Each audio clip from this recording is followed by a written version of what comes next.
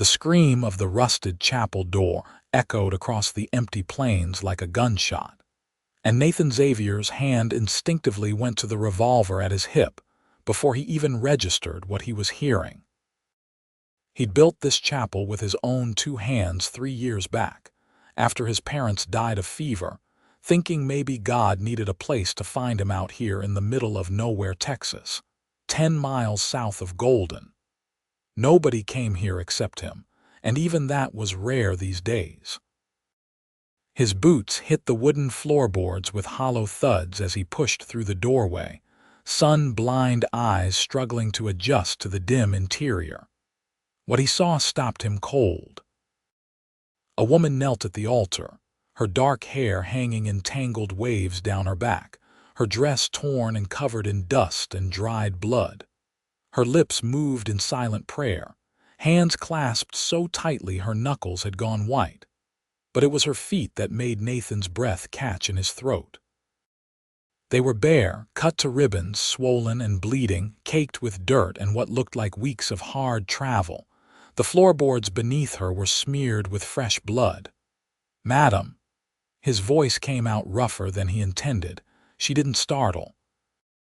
Her eyes opened slowly, and when she turned to look at him, Nathan saw something in those green depths that hit him harder than any punch he'd ever taken. Pain, yes, but also a fierce determination that seemed to burn from somewhere deep inside her. "I made it," she whispered. 30 miles. I promised God if he got me here, I'd start over, and I made it." Then she collapsed. Nathan caught her before she hit the floor, his arms coming around her thin frame. She weighed next to nothing, all bones and determination. Up close, he could see the fever flush on her cheeks, the way her breath came too fast and shallow. He'd seen enough sick cattle to know infection when he saw it, and those feet were a disaster waiting to happen if they weren't already. "I've got you," he said, though she probably couldn't hear him anymore. "I've got you." His ranch house was a 1/4 mile from the chapel, and he carried her the whole way, trying not to jostle her too much. The afternoon sun beat down on them like a hammer, and sweat ran down his back by the time he shouldered through his front door. He laid her on his bed, the only real bed in the house, and started gathering what he needed. Water, clean cloths, whiskey for cleaning wounds, bandages, the tin of salve he used on the horses. Her feet were worse up close. Deep cuts, some with gravel still embedded in them, blisters that had burst and bled, toenails cracked and broken. Nathan had doctored plenty of animals and even a few ranch hands over the years, but this was different. His hands shook slightly as he began cleaning the wounds, as gentle as he could manage. She moaned in her fever sleep but didn't wake. "Who are you?" he murmured, working carefully. "What were you running from that you'd walk 30 miles barefoot?" The afternoon bled into evening. Nathan cleaned every cut, picked out every piece of gravel and debris, applied salve, and wrapped both feet in clean bandages. He got water into her, a few drops at a time, and put a cool cloth on her forehead. The fever was high. Too high. He'd seen people die from infected wounds, and fear twisted in his gut at the thought. She was beautiful, even in this state. Maybe 22 or 23, around his own age of 25. Her face had good bones, strong and fine at the same time. Her hands, when he examined them, were rough with calluses. A working woman. The dress she wore had been nice once, probably her best dress, before the journey had destroyed it. Nathan pulled a chair next to the bed and sat down to watch her through the night. He told himself it was just because she needed monitoring, but he couldn't deny the strange pull he felt toward this broken woman, who'd appeared in his chapel like an answered prayer he hadn't known to ask for. "Please be all right," he said into the darkness. "I don't even know your name, but please be all right." The night stretched long. Her fever rose and fell. Sometimes she thrashed and cried out, words he couldn't understand. He changed the cloth on her forehead, got more water into her, and waited. The loneliness he'd carried for 3 years since his parents died suddenly felt sharper, more acute. This house had been empty for so long, and now there was someone in it, fighting for her life in his bed. Dawn broke gray and soft across the plains. Nathan had dozed in the chair, his neck stiff and aching. Movement from the bed brought him fully awake. The woman's eyes were open, clear for the first time, looking around the unfamiliar room with confusion and the beginning of fear. "You're safe," Nathan said quickly, keeping his voice low and calm. "I found you in my chapel yesterday. You collapsed. I brought you here to tend your wounds." She stared at him for a long moment, then looked down at her bandaged feet. Her hands went to them, touching the wrappings gently. "You doctored me." Her voice was hoarse, probably from thirst and fever. "Yes, madam. Your feet were in bad shape, still are. You walked 30 miles, you said, from the Dawson Ranch." She closed her eyes. "Or what used to be my home until 4 days ago." Nathan knew the Dawson Ranch, or knew of it. Big spread about 30 miles north, run by a man named Samuel Dawson who had a reputation for being hard and mean. Nathan had never done business with him, preferring to drive his small herd of cattle the extra distance to other buyers. "I'm Nathan Xavier," he said. "This is my ranch, such as it is. You're welcome to stay as long as you need to heal. Priscilla Sterling." She met his eyes again, and something in her gaze made his heart kick against his ribs. "I was engaged to Samuel Dawson's son, Robert." Was being the important word. "What happened?" She was quiet for so long he thought she wouldn't answer. Then she said, "I found out what kind of man he really was, what kind of family I was marrying into. They were rustling cattle, Nathan, stealing from their neighbors and rebranding them. But that wasn't the worst of it. They killed a man, a ranch hand who found out and threatened to go to the law. Robert shot him in cold blood and his father helped bury the body." Nathan's jaw tightened. Murder and rustling. He'd heard rumors about the Dawsons, but nothing concrete. "You saw this?" "I heard them talking about it. Bragging, really. They didn't know I was in the house. When Robert found me later, he saw it in my face that I knew. He laughed, Nathan. Laughed and said I better get used to it because I'd be his wife in a week and there wasn't anything I could do about it." "So you ran?" "I took my best dress and the money I'd saved, about $15, and I ran that night while they were all sleeping. But Robert woke up, chased me on horseback. I had to leave the road, go across the rough country where his horse couldn't follow easily. I lost my shoes in a creek trying to cross it in the dark. The current took them." She looked at her hands. "I lost my money too. Everything. I just kept walking south because I remembered hearing about a town called Golden, thought maybe I could find work there. Then I saw your chapel yesterday morning, and I thought if I could just make it there, if I could just pray in a house of God, maybe I'd find a way forward. And you walked the whole 30 miles barefoot. I made a deal with God. If he got me there alive, I'd do whatever he wanted me to do. Start fresh, be better, help people, whatever he asked." A tear slid down her cheek. "I know how crazy that sounds." Nathan shook his head. "It doesn't sound crazy at all." He stood, suddenly needing to move. "You hungry? I'm not much of a cook, but I can manage eggs and bacon." "I don't want to be a burden." "You're not." The words came out more intense than he meant them. He softened his tone. "Let me help you, that's all. You've been through hell and you need time to heal. I've got the space and honestly, the company would be nice." She studied him with those sharp green eyes, and he felt like she was seeing right through to his bones. Whatever she saw must have satisfied her because she nodded. "Thank you, Nathan. I'll find a way to repay you. Just get better. That's payment enough." He cooked breakfast while she rested and brought it to her on a tray. She ate like she was starving, which she probably was. He tried not to watch her too obviously, but he couldn't help it.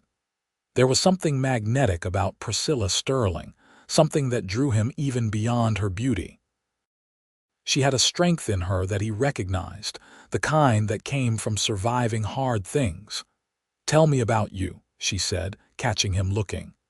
"Why does a man build a chapel in the middle of nowhere?" So he told her. About growing up on this ranch with his parents, about learning the land and the cattle and what it meant to work for something. About the fever that took both his mother and father within a week of each other 3 years ago, leaving him alone at 22 with a modest spread and a hole in his heart.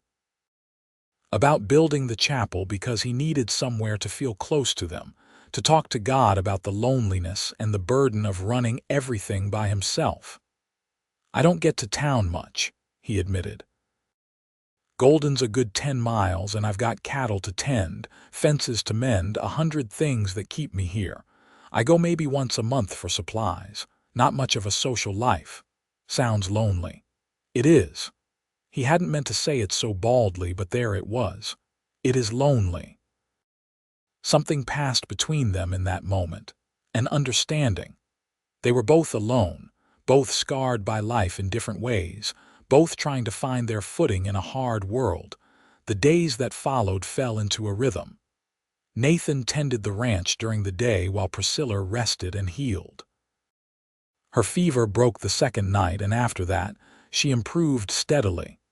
He changed her bandages twice a day, marveling at how quickly she was healing. The swelling went down, the worst cuts began to close, and color returned to her face. She insisted on helping as soon as she could sit up properly.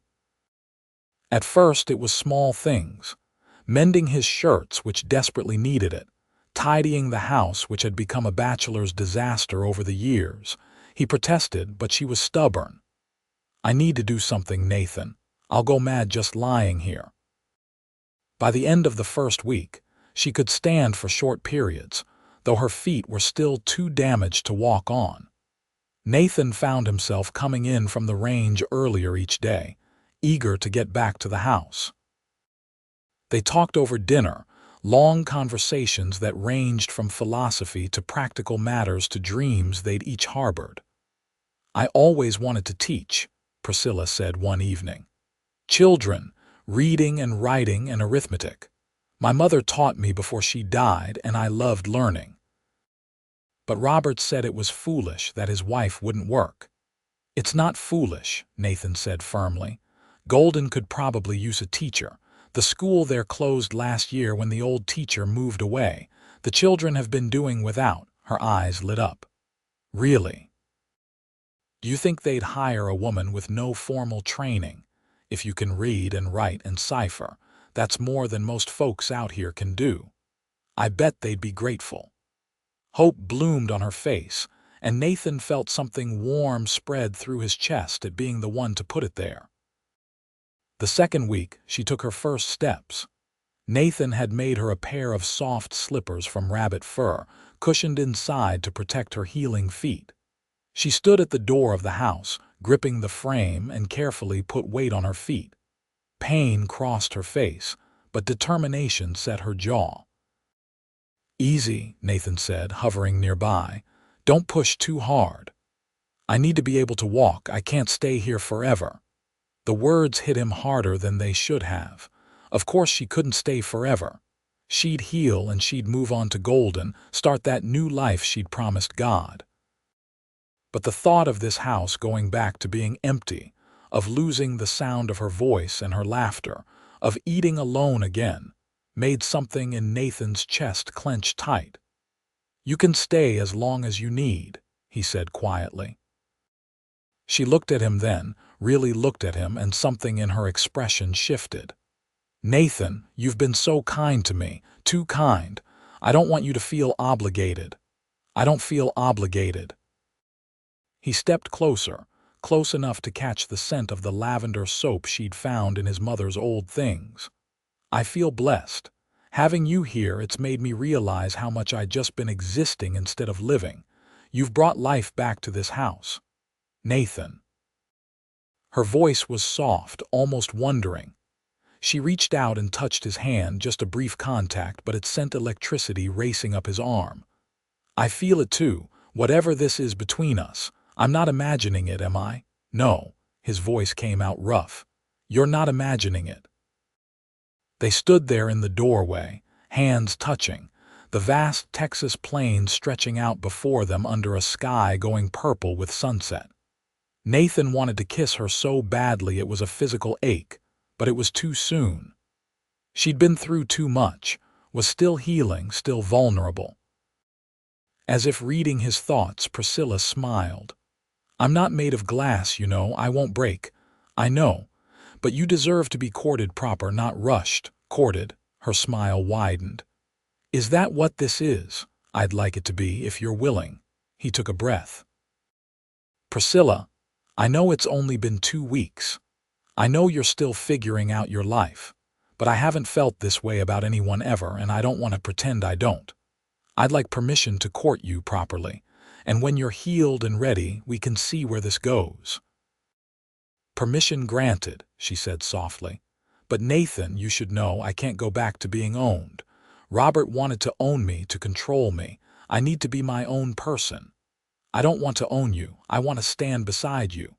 He turned his hand over, lacing his fingers through hers. Partners, if you'll have me. She kissed him then, rising up on her toes despite the pain it must have caused her feet, pressing her lips to his in a kiss that was sweet and fierce and full of promise. Nathan's arms came around her carefully, holding her like she was precious, and when they finally pulled apart, they were both breathing hard. Partners, she agreed. I like the sound of that. The weeks that followed were the happiest Nathan could remember. Priscilla's feet healed enough for her to walk around the ranch, though she still limped. She threw herself into the life there with enthusiasm, learning to milk the cow he kept, tending the garden that had gone to weeds, cooking meals that were infinitely better than his bachelor fare. But more than that, they talked. Long conversations in the evening, sitting on the porch and watching the sun go down. She told him about growing up poor, her father dying in a mining accident when she was 10, her mother working herself to death trying to provide. About meeting Robert Dawson at a church social and thinking he was her salvation, only to slowly realize she was walking into a cage. Nathan told her about the weight of running the ranch alone, the fear that he wasn't doing right by his parents' memory. About the nights when the loneliness felt like it would swallow him whole. About dreams he'd had of finding a partner, building a real life, maybe having children someday to fill this house with noise and laughter. I want that too, Priscilla said one evening, her head resting on his shoulder as they sat on the porch steps. A family. A real home. I thought I'd given up on it, but being here with you, it feels possible again. Nathan kissed the top of her head. It's possible, we'll make it possible. But the shadow of Robert Dawson still loomed over them. Nathan knew the man wouldn't just let Priscilla go. If he was capable of murder, he was capable of coming after what he considered his. Nathan started carrying his rifle more often, kept watch on the horizon. He didn't tell Priscilla how worried he was, but she knew anyway. You think he'll come, she said one morning, watching him check his weapons. I think he might. A man like that, he doesn't like losing. I won't go back to him, Nathan. I'd rather die. It won't come to that. He cupped her face in his hands. I promise you, I won't let him take you, but we need to be smart. Maybe it's time we went to Golden, talked to the sheriff. Got your story on record, at least. The sheriff is in Samuel Dawson's pocket. Half the town is. The Dawsons have money and influence. Nathan frowned. Then we'll go to the federal marshal. There's one who rides through every few months. Or we'll go to San Antonio, find a judge. We'll do whatever we have to do to keep you safe. She kissed him then, hard and desperate. What did I do to deserve you? Walked 30 miles barefoot to my chapel. I figure that's got to count for something. 3 weeks after he found her, Nathan hitched up his wagon and they made the journey to Golden. Priscilla wore one of his mother's old dresses, altered to fit her smaller frame. Her feet were still tender, but she'd insisted she was well enough. Nathan helped her up onto the wagon seat, hyper-aware of every wince, every sign of discomfort. Golden, Texas was a modest town, maybe 300 people, built around a main street with a general store, a saloon, a church, a schoolhouse, and a scattering of other buildings. Nathan drove the wagon down the rutted main street, aware of the looks they were getting. Priscilla Sterling sitting next to him was going to cause talk, and he needed to get ahead of it.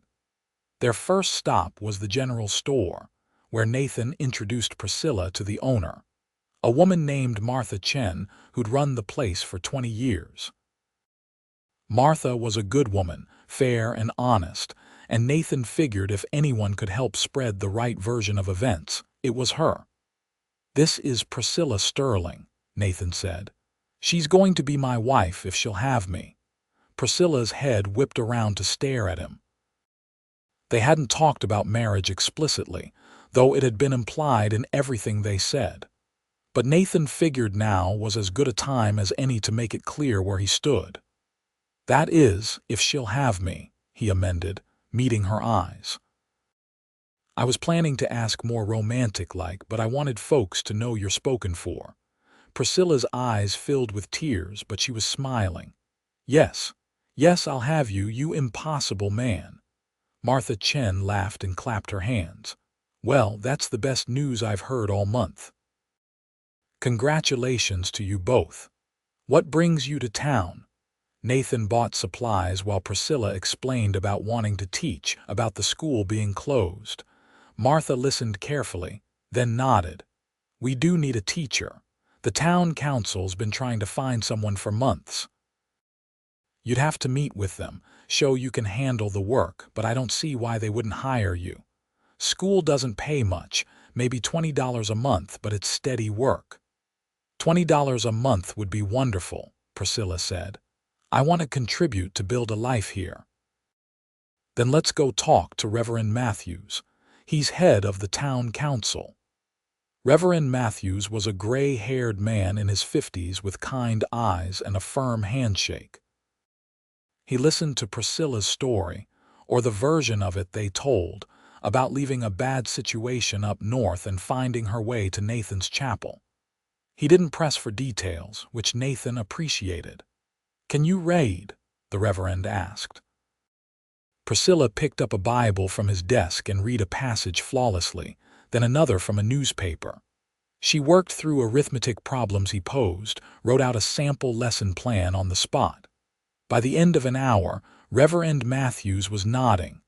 "You're hired, Miss Sterling, or will it be Mrs.?" "Xavier soon," Nathan confirmed. "We're planning a small wedding. I'd be honored to perform the ceremony. How about 2 weeks from today? Give you time to get ready and we can have it right here in the church." Nathan looked at Priscilla. "Is that enough time? It's perfect." She squeezed his hand. "I don't need anything fancy, just you and me and a promise." They spent the rest of the day in town, meeting people, letting the news spread. Nathan watched Priscilla bloom under the attention, the way she charmed the shopkeepers and the ranchers' wives. This was a woman who was meant for more than being locked away on a ranch, and he was grateful he understood that. But as the sun began to set and they prepared to head back, Nathan saw something that made his blood run cold. 3 riders coming down the main street. He recognized Robert Dawson in the lead, a tall man with cold eyes and a cruel mouth. The 2 men with him were ranch hands, hired guns by the look of them. "Priscilla, get in the wagon," Nathan said quietly. She followed his gaze and paled. "Robert, in the wagon now." Nathan kept his hand loose, ready to draw his revolver. He'd never killed a man and didn't want to start, but he would if he had to.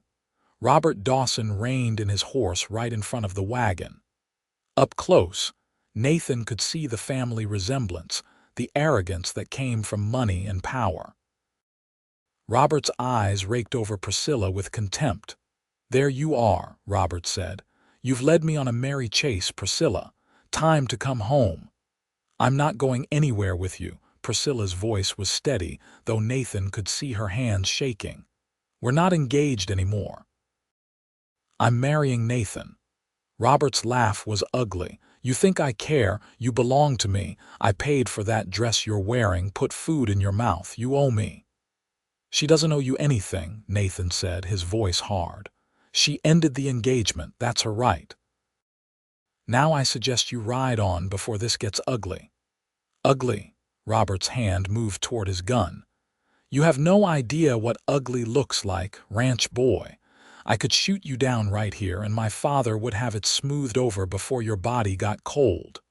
"Maybe." Nathan didn't move, didn't blink. "But you'd still be dead, because I'm faster than you, and I promise you'd be the first to drop.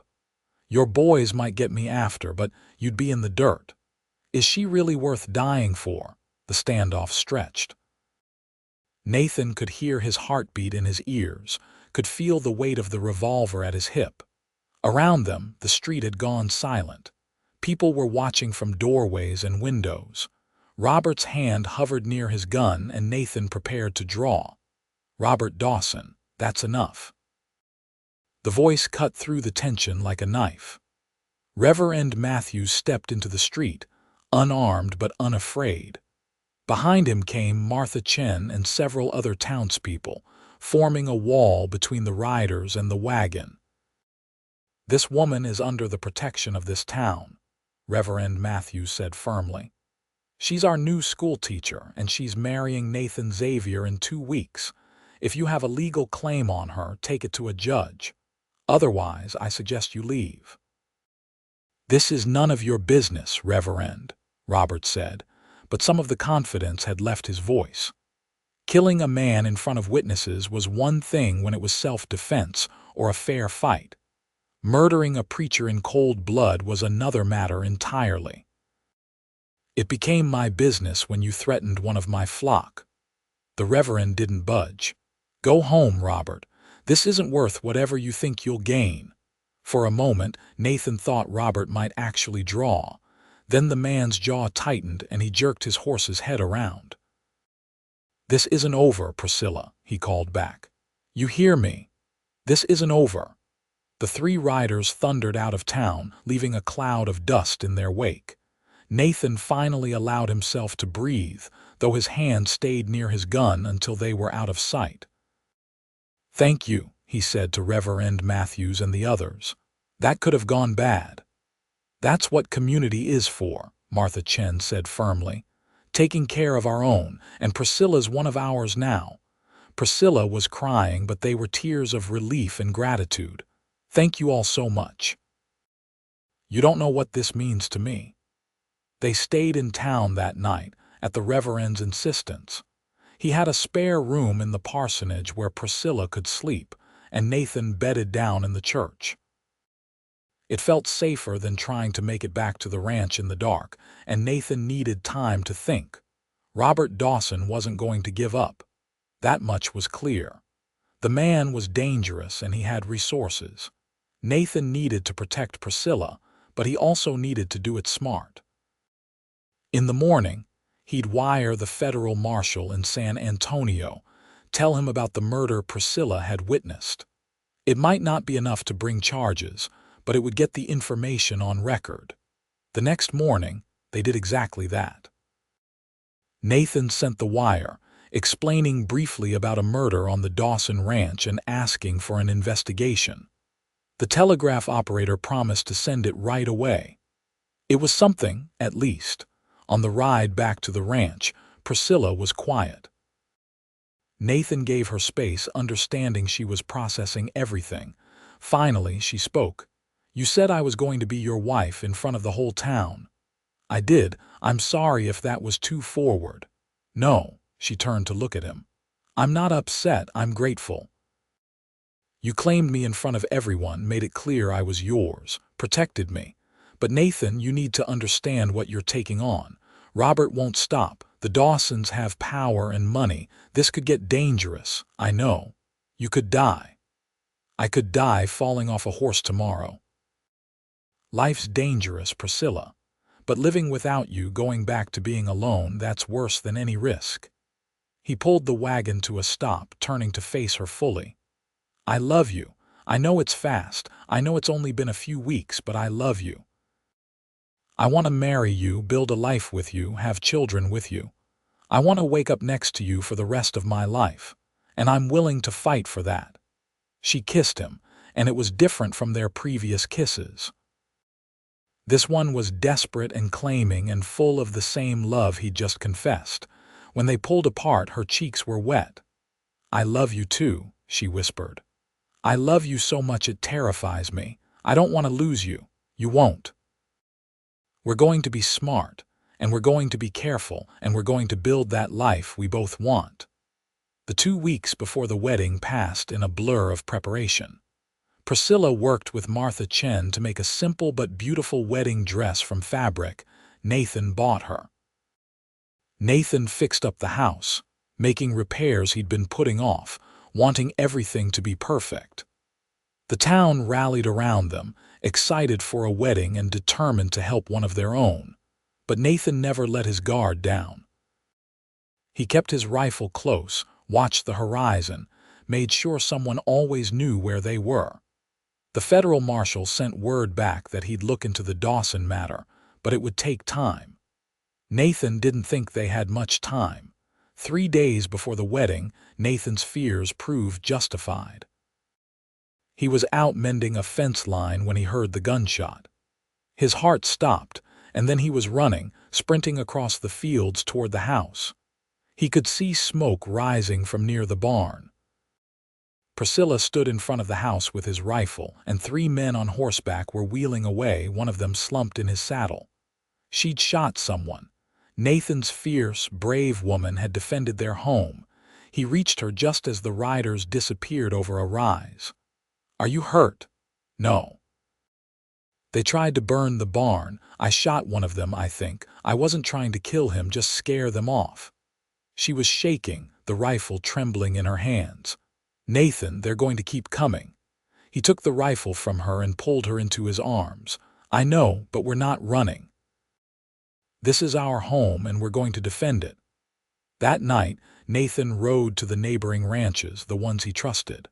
The Johnsons to the east, the Riley family to the south. He told them what was happening, asked for help. They promised to keep watch, to come if they saw trouble.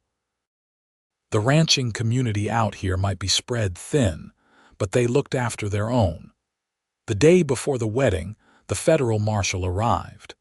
His name was Thomas Grant, a grizzled man in his 40s who'd seen everything the West could throw at him. He listened to Priscilla's story, took notes, asked questions. It's your word against theirs without a body, he said finally. And the Dawsons have money for good lawyers, but I'll ride out there, ask some questions. If there's evidence, I'll find it. In the meantime, you two watch yourselves. Men like Robert Dawson don't like being crossed. We know, Nathan said. Thank you for coming. The marshal tipped his hat. I'll be back in a few days. Try not to get killed before then. The wedding day dawned clear and beautiful, the Texas sky that perfect blue that seemed to go on forever. Nathan stood at the altar in the golden church, wearing his best suit, and watched Priscilla walk down the aisle toward him. She was beautiful beyond words in her simple white dress, her dark hair pinned up with wildflowers. Martha Chen walked beside her, standing in as family. Reverend Matthews performed the ceremony with warmth and joy. When it came time for the vows, Nathan took Priscilla's hands in his and meant every word. I promise to love you, honor you, and stand beside you for all the days of my life. I promise to be your partner, your friend, your shelter in any storm. I promise to build a life with you that's full of joy and hope and all the dreams we've shared. This I swear before God and these witnesses. Priscilla's voice was clear and strong. I promise to love you, trust you, and walk beside you wherever life takes us. I promise to be your partner, your equal, your home when the world is hard. I promise to build a family with you, to fill our house with love and laughter. This I swear before God and these witnesses. Then by the power vested in me, I now pronounce you husband and wife. Nathan, you may kiss your bride." Nathan cupped Priscilla's face in his hands and kissed her with all the love in his heart, and the small congregation erupted in cheers. They were married. Against all odds, despite all threats, they were married. The celebration afterward was held in the church hall, a simple affair with food the townspeople had contributed and music from a fiddle player. Nathan danced with his wife, holding her close, feeling like the luckiest man alive. Priscilla glowed with happiness, and for a few hours they forgot about the danger lurking on the horizon. As the sun began to set, they said their goodbyes and climbed into the wagon for the ride back to the ranch. Their ranch now, Nathan thought. Their home. The Johnsons had promised to keep watch that night, riding patrol around the property.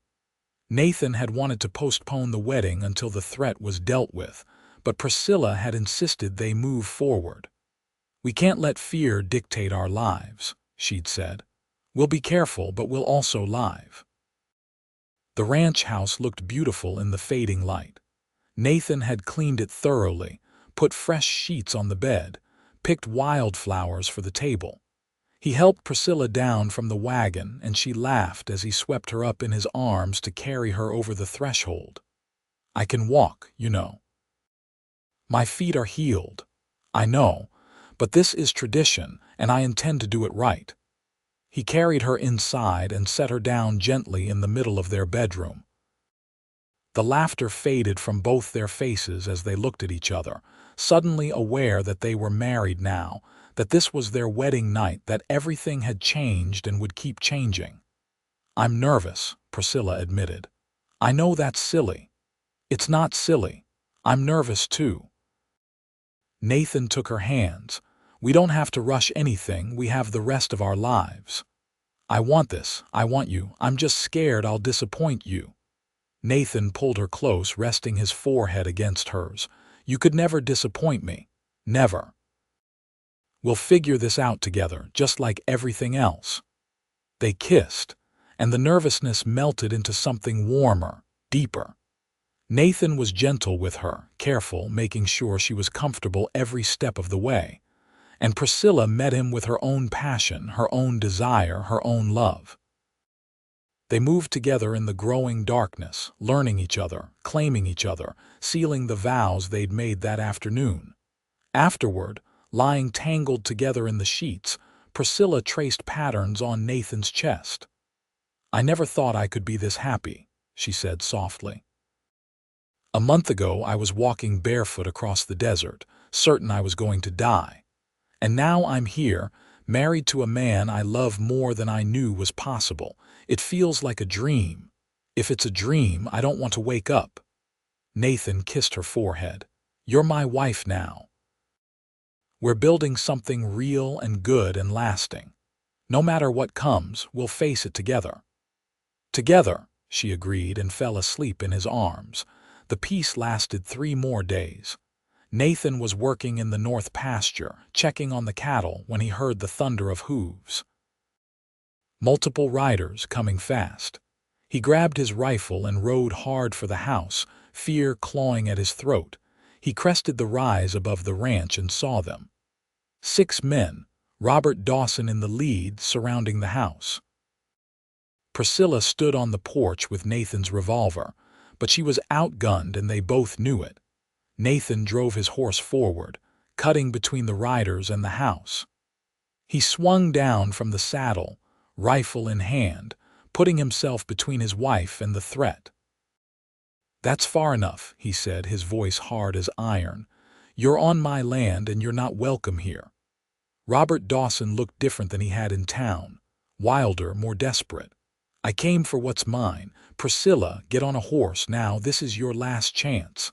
I'm not yours, I'm his." Priscilla stood tall despite the guns pointed at her. "I'm his wife, Robert. Married in the eyes of God and the law, you have no claim on me." Then you'll both die." The words hung in the air for a heartbeat. Then everything happened at once. Robert drew his gun, and Nathan's rifle came up smooth and fast. The shot cracked across the valley, and Robert's gun went flying from his hand, blood spurting from his wrist. The other riders froze, suddenly realizing that Nathan was a better shot than they'd anticipated. "Next shot won't be to disarm," Nathan said, already working the bolt on the rifle. "It'll be center mass, your choice." "Kill him," Robert screamed at his men, clutching his bleeding wrist. "Kill them both." But before anyone could move, more gunshots rang out from different directions. The Johnson brothers appeared on the eastern ridge, rifles firing warning shots into the ground near the horses. The Riley men came from the south, equally armed. And from the main road came Marshal Grant with 2 deputies, all 3 with guns drawn. Federal Marshal. Grant's voice boomed across the valley. "Drop your weapons, all of you, or I'll shoot you where you sit." The hired guns dropped their revolvers immediately. They might work for the Dawsons, but they weren't stupid enough to shoot at a federal marshal. Robert clutched his wrist, his face twisted with rage and pain. "Robert Dawson, you're under arrest for attempted murder," Marshal Grant said, riding closer. "We found the body, Robert, the ranch hand you and your father killed. One of your other hands got a conscience and showed us where you buried him. We've got testimony, we've got evidence, and now we've got you." The fight went out of Robert like air from a punctured bladder. He slumped in his saddle, beaten.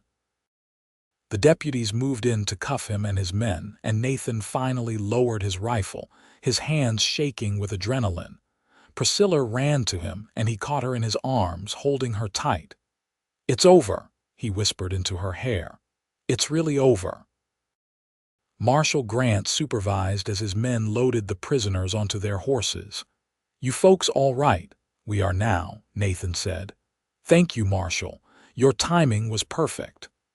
I had a feeling Dawson might try something during the wedding, been keeping an eye on his place." Grant tipped his hat to Priscilla. "Madam, I'm sorry you had to go through all this, but you did the right thing coming forward. Justice will be served now." They watched as the marshal and his prisoners rode away toward Golden, where they'd be held until trial. The neighbors came down from their positions, offering congratulations and relief that it had ended without bloodshed beyond Robert's wounded wrist. "We've got your back," James Johnson said, shaking Nathan's hand. "You're good people, both of you. Glad this is settled." After everyone left, Nathan and Priscilla stood together on their porch, watching the sun set over their land. The threat was gone. Robert would hang for murder, or at minimum spend the rest of his life in prison. Samuel Dawson would lose his ranch, his reputation, everything. The law had won. "I can't believe it's really over," Priscilla said, leaning into Nathan's side. "I keep expecting to wake up. It's over. We're safe. We can finally just live." Nathan wrapped his arm around her shoulders. "Speaking of which, you start teaching next week. Ready for that?" Terrified and excited in equal measure, she smiled up at him. "But yes, I'm ready for all of it. The teaching, building our life here, maybe starting a family someday. Someday soon, I hope." Nathan kissed her softly. "I want this house full of children, our children." "Soon," she agreed. "But maybe let's settle into being married first."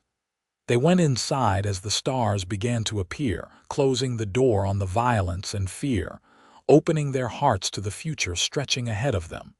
Priscilla started teaching the following Monday. The schoolhouse in Golden had been sitting empty for a year, dusty and neglected. She spent the weekend cleaning it with Nathan's help, scrubbing desks and washing windows until everything shone. When the children arrived that first morning, 15 of them ranging from 6 to 14 years old, Priscilla felt a surge of joy that told her this was exactly what she was meant to do. She was a natural teacher, patient and creative, making even arithmetic fun. The children loved her, and their parents were grateful. Within a month, attendance had grown to 22 students as word spread that Golden had a real teacher again.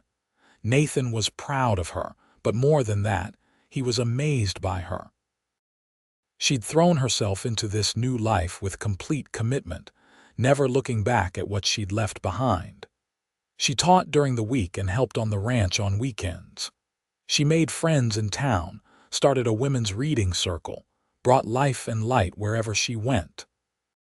6 months into their marriage, Priscilla stood at the stove making breakfast and suddenly went pale.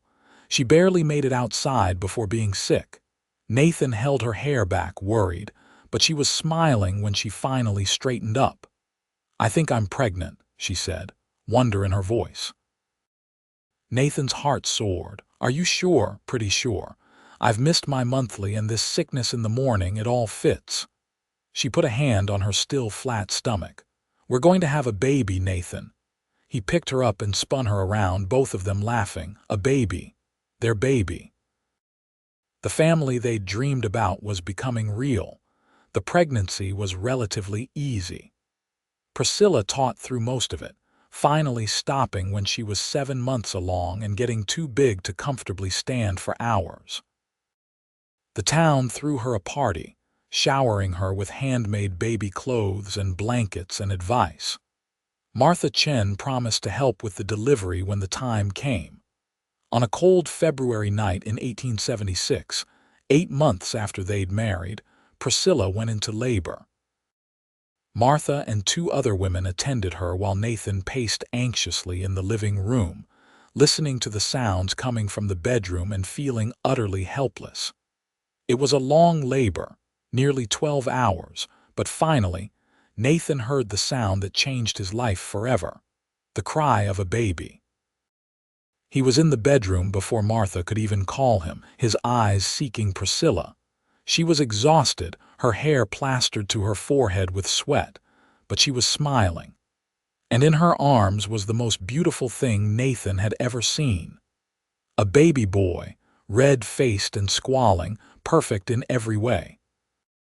"We have a son," Priscilla said, tears running down her cheeks.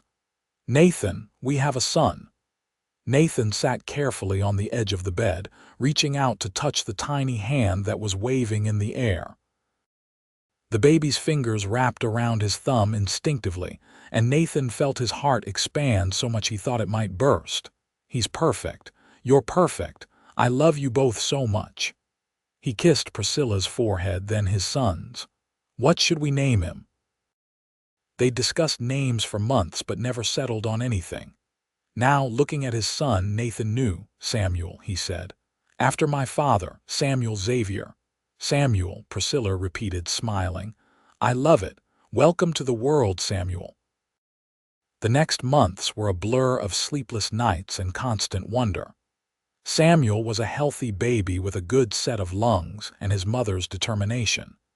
Nathan had never known he could function on so little sleep, but he wouldn't have traded it for anything. Coming in from the range to find Priscilla nursing their son, or waking in the middle of the night to change a diaper while she rested. These moments were everything he'd ever wanted. Priscilla took a year off from teaching to be with Samuel, but then she was ready to go back. They worked out a system where Martha Chen watched the baby during school hours, and it worked beautifully. Samuel thrived, and so did Priscilla. She needed both parts of her life, Nathan realized, being a mother and being a teacher. She was happiest when she could be both. 2 years after Samuel was born, Priscilla gave birth to a daughter they named Margaret, after Priscilla's mother. Margaret had her father's dark hair and her mother's green eyes, and she was a calmer baby than Samuel had been. The house was full now, full of noise and laughter and the beautiful chaos of family life. The ranch prospered. Nathan expanded his herd, built a bigger barn, hired a hand to help with the work. The cattle business was good in the late 1870s, and Nathan was a smart rancher who treated his animals well and his customers fairly. Word spread, and soon he was selling cattle to buyers as far away as Kansas. Golden grew too. The railroad came through in 1878, bringing more settlers and more business. The town council asked Priscilla to help establish a proper school board and hire additional teachers as the student population grew. She became one of the most respected members of the community, known for her kindness and her sharp mind. On their 5th wedding anniversary, Nathan and Priscilla sat on their porch as the sun set, watching Samuel and Margaret play in the yard. Samuel was 4 now, tall and lanky, chasing his little sister around with a stick horse. Margaret was 2, running on chubby legs, laughing. "You ever think about that day I found you in the chapel?" Nathan asked, his arm around Priscilla's shoulders. "Every day." She leaned into him. "I think about how desperate I was, how scared, and how I promised God I'd do whatever He asked if He just got me there alive. And He did, and He gave me so much more than I ever imagined. He gave me you. He gave me this life. You walked 30 miles barefoot. Best decision I ever made." She turned to kiss him. "Every step was worth it. I love you, Priscilla Xavier, more every day." "I love you too, Nathan, forever." Their 3rd child, a son they named Peter, was born in 1880. The house Nathan had built was bursting at the seams now, so he added on, building 2 more bedrooms and expanding the kitchen. The ranch was doing well enough that they could afford it, and Priscilla was in her element managing the controlled chaos of 3 young children and a classroom of students. The years passed in a happy blur. Samuel grew into a serious boy who loved working with his father on the ranch. Margaret was her mother's daughter, always with a book in hand, pestering Priscilla to teach her to read before she was even old enough for school. Peter was the wild one, always getting into mischief, keeping everyone on their toes. In 1885, 10 years after they'd married, Priscilla surprised Nathan with the news that she was pregnant again. They were both 30 now, settled and content, and another baby felt like a blessing rather than a burden. This pregnancy was harder than the previous ones. Priscilla was older and she tired more easily, but she was determined, working almost until the delivery date. When her labor started, it came on fast and hard. Nathan sent Samuel, now 9, to fetch Martha Chen while he stayed with Priscilla. The baby was born just after dawn, a tiny girl with a shock of dark hair, but something was wrong. The baby wasn't crying. Nathan watched in horror as Martha worked frantically, rubbing the infant's back, clearing her airways. Seconds stretched like hours. Then, finally, a weak cry. The baby was breathing. Martha wrapped her quickly and handed her to Priscilla, who was crying with relief. "She's small," Martha said quietly to Nathan. "We'll need to watch her closely, but she's a fighter." They named her Rose because she was small and delicate but had survived against the odds. The first weeks were terrifying. Rose was so tiny, struggled to nurse, cried weakly. But Priscilla refused to give up, and slowly, painfully slowly, Rose began to thrive. By 3 months old, she'd caught up to where she should be, and by 6 months she was a happy, healthy baby. "She's like her mother," Nathan said, watching Rose grab at her toes and babble happily. A survivor. The children grew. Samuel became Nathan's right hand on the ranch, a natural with cattle and horses. By 15, he was doing the work of a full-grown man and loving every minute of it. Margaret followed her mother into teaching, helping in the schoolroom after her own classes were done, showing a gift for explaining things to younger children. Peter found his calling in woodworking, apprenticing with the carpenter in Golden and showing real talent. And little Rose was the sunshine of the family, charming everyone she met with her bright smile and loving nature. In 1890, 15 years after that fateful day when Nathan found Priscilla in his chapel, they sat together in that same chapel. They came here often, this place that had brought them together, to pray and remember and give thanks. 15 years, Priscilla said, her hand in Nathan's. Sometimes it feels like a lifetime, and sometimes it feels like yesterday. Nathan looked at his wife, seeing the girl she'd been in the woman she'd become. There was gray in her dark hair now, lines around her eyes from years of smiling. She was 35, a mother of 4, a respected teacher and community leader. And she was still the most beautiful thing he'd ever seen. "You walked into this chapel barefoot and broken," he said, "and you changed my entire life. You brought love and laughter and purpose to a man who'd been just going through the motions. You gave me everything." "We gave each other everything," she kissed him softly.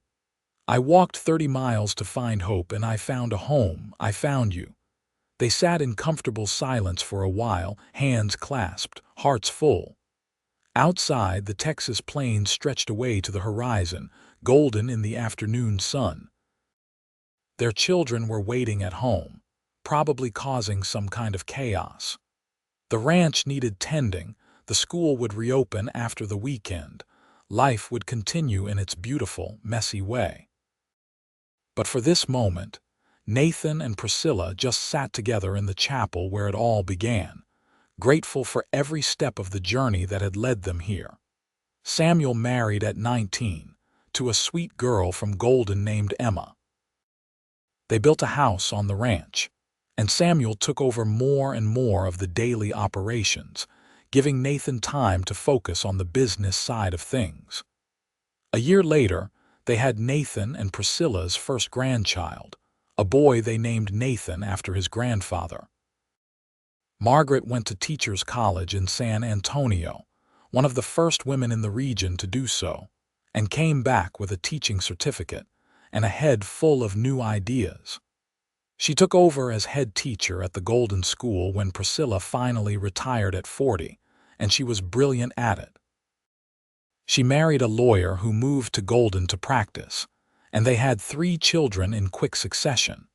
Peter opened his own carpentry shop in Golden, building furniture and doing custom work that became sought after throughout the region.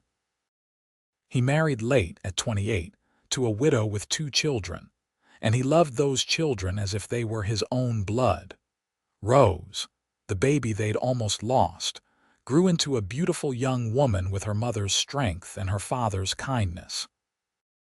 She was 18 in 1898, helping her mother at home and trying to decide what she wanted to do with her life. Nathan was 43 now, still strong but feeling the years of hard ranch work in his joints. Priscilla was 40, silver threading through her dark hair, laugh lines deep around her eyes. They'd lived a good life, built something lasting, raised children who were happy and healthy and contributing to the world. One spring evening, Nathan and Priscilla walked out to the chapel as they often did. The building was 23 years old now, weathered by sun and wind but still standing strong. Nathan had maintained it carefully over the years, this place that meant so much to both of them. They sat on the front steps, watching the sunset paint the sky in shades of orange and gold. In the distance, they could see Samuel's house, smoke rising from the chimney. Margaret lived in town now, but they saw her often. Peter's carpentry shop was visible on the edge of Golden when the light was right, and Rose was at home, probably cooking dinner and wondering where her parents had wandered off to. "Do you ever wish things had been different?" Priscilla asked suddenly. "That we'd met some other way, had an easier path?" Nathan considered the question seriously.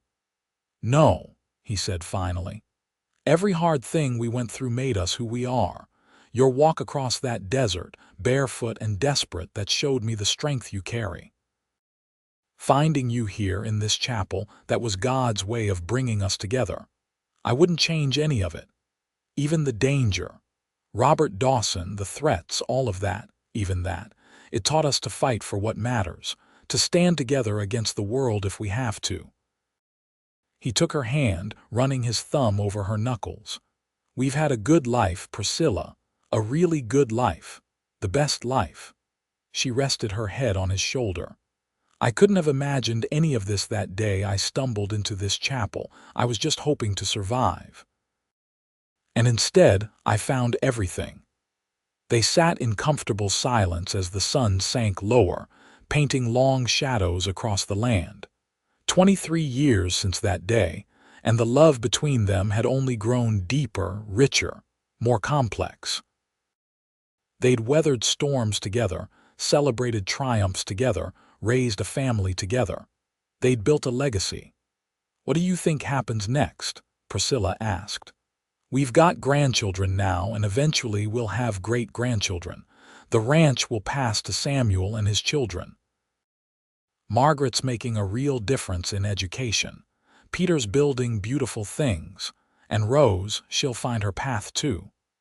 We get to watch it all unfold," Nathan said.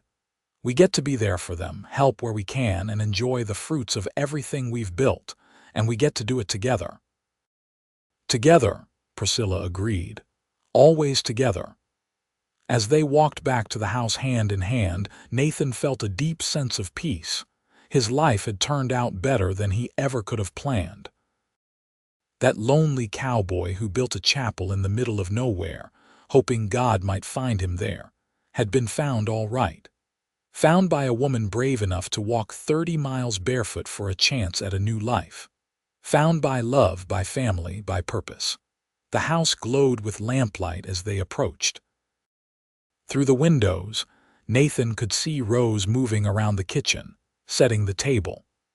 This house that had been so empty for so long was now the heart of a thriving family, a gathering place for children and grandchildren, a home in the truest sense. "Thank you," Priscilla said as they reached the porch, "for everything, for taking me in that day, for loving me, for building this life with me. Thank you for walking into my chapel." Nathan cupped her face in his hands, looking into those green eyes he'd loved for 23 years. "Thank you for being brave enough to walk those 30 miles. Thank you for choosing me." "I'd walk 1,000 miles for you," she said softly. 1,000 miles barefoot if that's what it took. You're my home, Nathan Xavier. You always will be." He kissed her then, tender and sweet and full of the love that had sustained them through everything. Rose called from inside that dinner was ready, and they heard the sound of hoofbeats as Samuel and his family arrived to eat with them, a surprise visit that made Priscilla's face light up. They went inside together, into the warmth and light and laughter, into the life they'd built from desperation and faith and love. And as Nathan sat at the head of the table, surrounded by his wife and daughter and son and daughter-in-law and grandchildren, he sent up a silent prayer of thanks to the God who had brought Priscilla to his chapel all those years ago. The years continued to roll by with the steady rhythm of life on the ranch. Nathan and Priscilla settled into the role of family patriarchs, their children grown and their grandchildren growing. They were blessed to see Samuel and Emma have 3 more children, Margaret and her husband have 2 more, and Peter's family grow as he and his wife had a daughter of their own to go with her 2 children from her first marriage. Rose eventually found her calling working with the doctor in Golden, learning medicine and midwifery. She had a gift for healing and a gentle touch that made patients trust her. She married at 22 to a young rancher named Thomas, and they built their own spread 10 miles from Nathan's ranch. When Rose had her first baby at 24, Priscilla was there to help with the delivery, coming full circle from the days when Martha Chen had helped bring her own children into the world. Nathan officially retired from daily ranch work at 50, turning operations over to Samuel completely. But he still rode out most days to check on things, unable to fully let go of the land he loved. He and Priscilla spent more time together now, traveling occasionally to San Antonio or Houston, visiting their children and grandchildren, enjoying the fruits of their labor. On their 30th wedding anniversary in 1905, the whole family gathered at the ranch for a massive celebration. All 4 children were there with their spouses and children. The grandchildren numbered 14 now, ranging from infant to teenager. The house and yard were packed with people, laughter, and love. Nathan stood on the porch, watching the chaos with contentment. Priscilla came to stand beside him, slipping her hand into his. "Can you believe it's been 30 years?" she asked. "Sometimes it feels like 100, Nathan teased, earning him a swat on the arm. "And sometimes it feels like we just got married yesterday. We've been blessed, haven't we? More than we ever deserved. More than I ever dreamed possible." He pulled her close, looking out at the yard full of their legacy. "All of this started because you walked 30 miles barefoot to my chapel. Everything good in my life came from that day." Later, when the sun was setting and the family had gathered on the porch and in the yard, Samuel called for everyone's attention.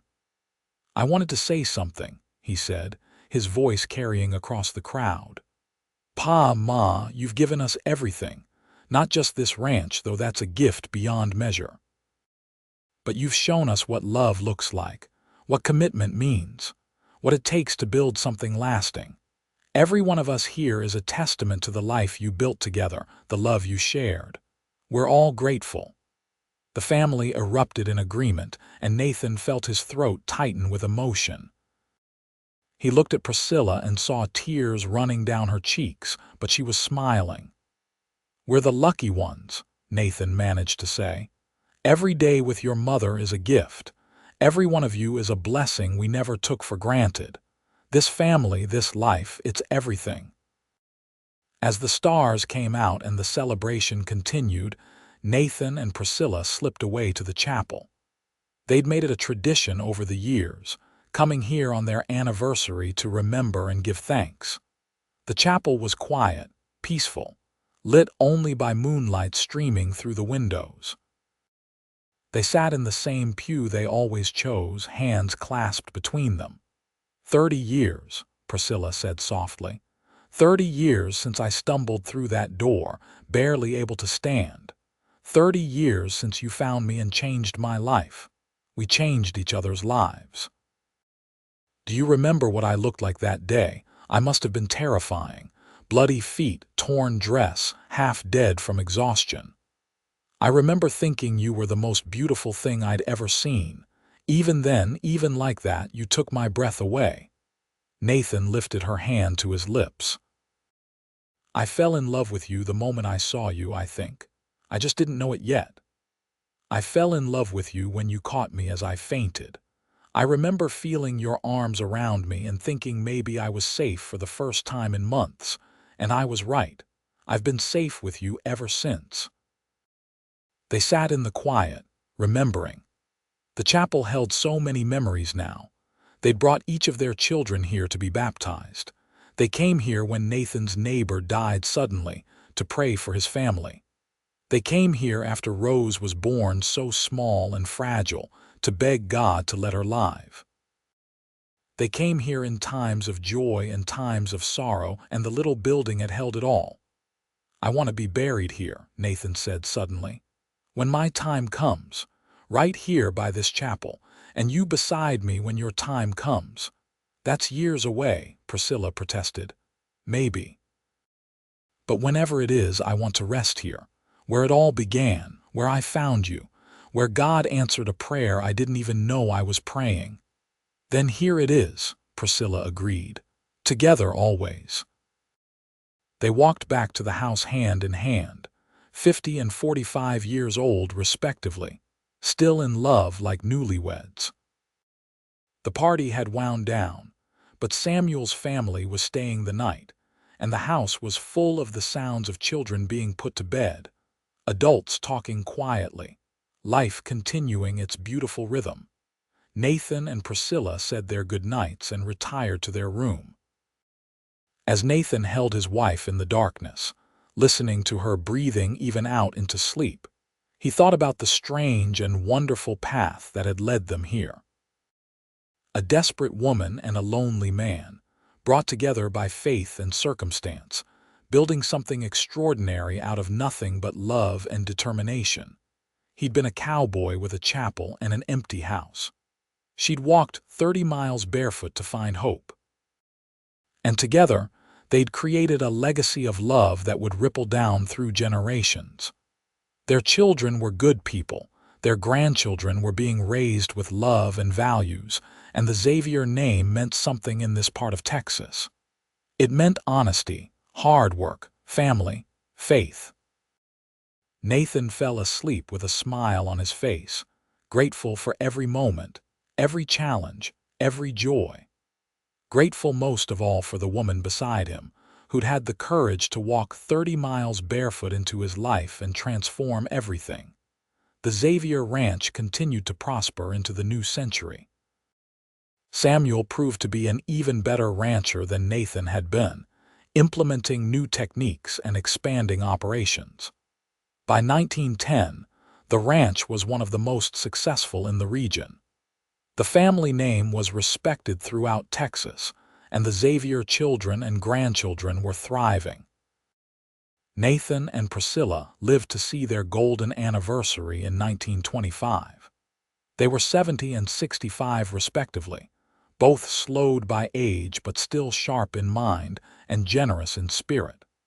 The celebration that year was even bigger than the 30th anniversary had been.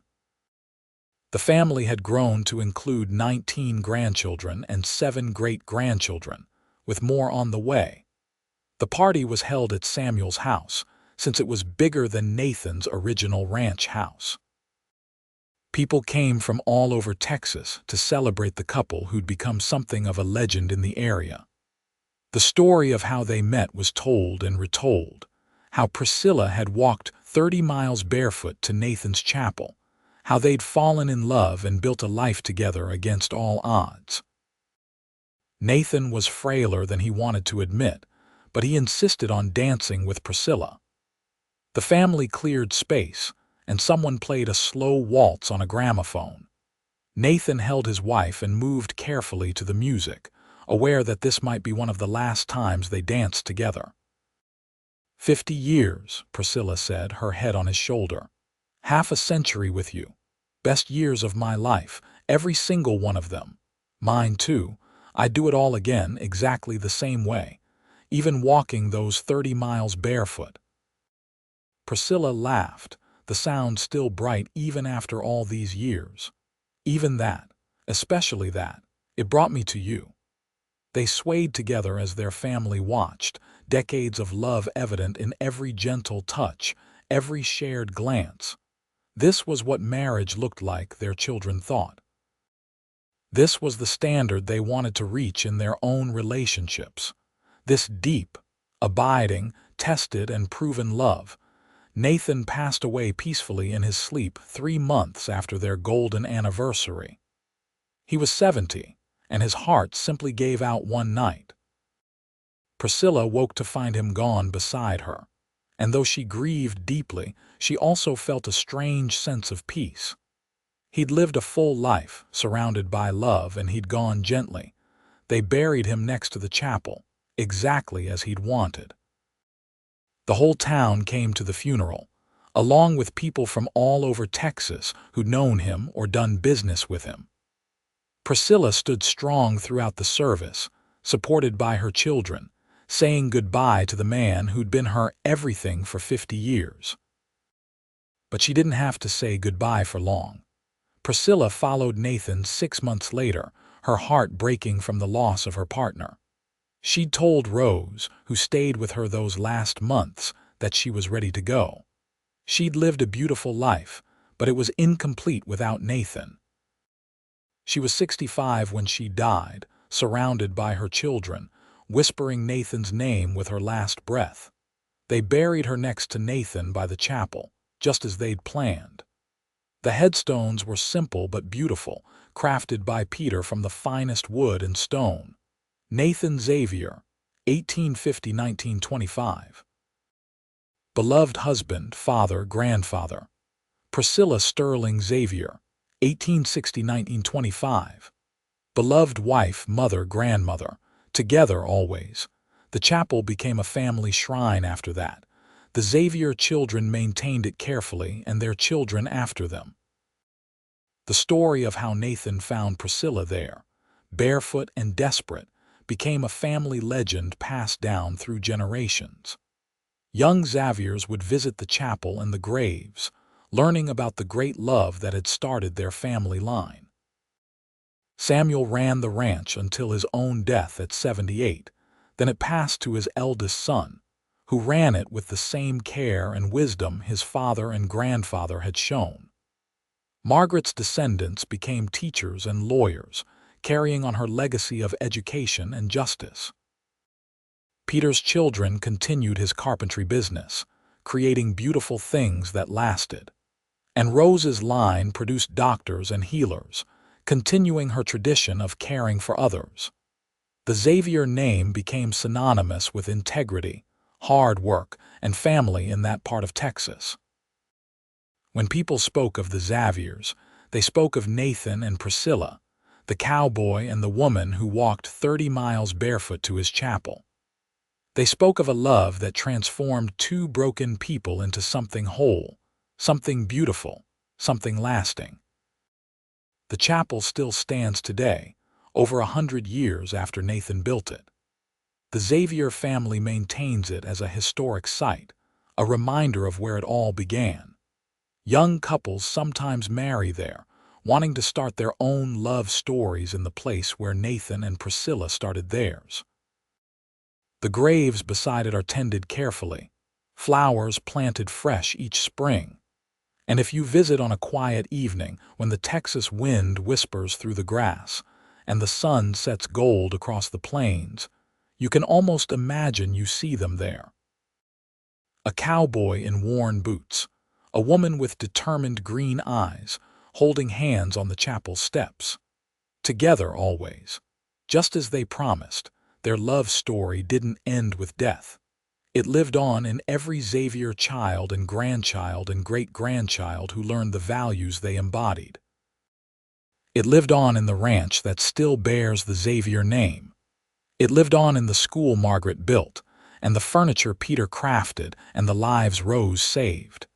It lived on in the chapel that started it all, because some love stories are bigger than the people who live them. Some love stories become legends, foundations, legacies. And the story of Nathan and Priscilla, the cowboy who built a chapel and the woman who walked 30 miles barefoot to find hope, became exactly that. A legend, a foundation, a legacy. Their great-great-grandchildren still tell the story, passing it down to each new generation. The details might change slightly in the telling, but the heart of it remains the same. Love conquers all. Faith moves mountains.